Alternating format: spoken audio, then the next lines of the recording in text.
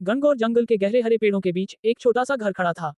ये घर कई सालों से वही था, मानो वह जंगल का ही हिस्सा हो। चारों ओर घना जंगल, ऊंचे ऊंचे पेड़ और बीच में यह अकेला घर।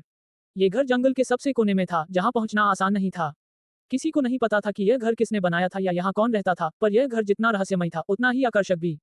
इस घर की कहानी किसी ने नहीं सुनी थी, परंतु जंगल में घूमने वाले शिकारी, यात्री और कभी कभी भटकने वाले लोग कहते थे कि यह घर हमेशा उजाला देता है, चाहे दिन हो या रात। घर के अंदर एक बूढ़ा आदमी रहता था, जिसका नाम वीर सिंह था। वीर सिंह के बारे में भी कोई ज्यादा कुछ नहीं जानता था। कुछ कहते थे कि वह किसी जमाने में एक वीर योद्धा था, जो अब अपनी वीरता और युद्ध से थककर यहाँ शांति की तलाश में रहने आया था।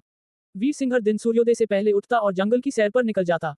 वह जंगल की हर एक चीज को समझता था, पेड़, पौधे, जानवर, सब कुछ।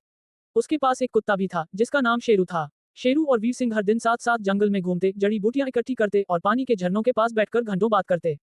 ऐसा लगता था कि वीर सिंह और जंगल के बीच एक गहरा रिश्ता था। गांव के लोग अक्सर वीर सिंह के बारे में अजीब अजीब कहानियां सुनाते थे। कोई कहता था कि वह जादूगर है, तो कोई उसे तपस्वी मानता था।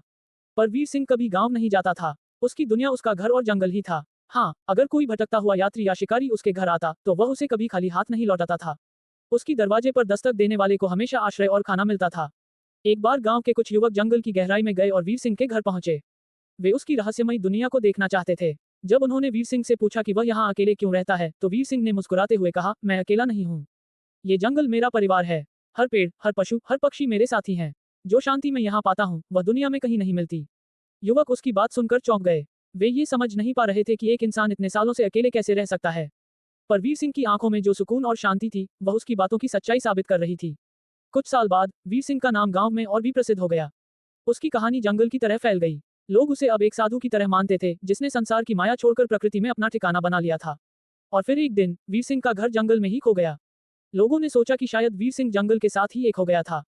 लेकिन जब भी रात को जंगल में कोई भटका, तो वह घर की हल्की रोशनी जरूर देखता, मानो वीर सिंह अब भी वहां अपने जंगल के साथ जीवन बिता रहा हो।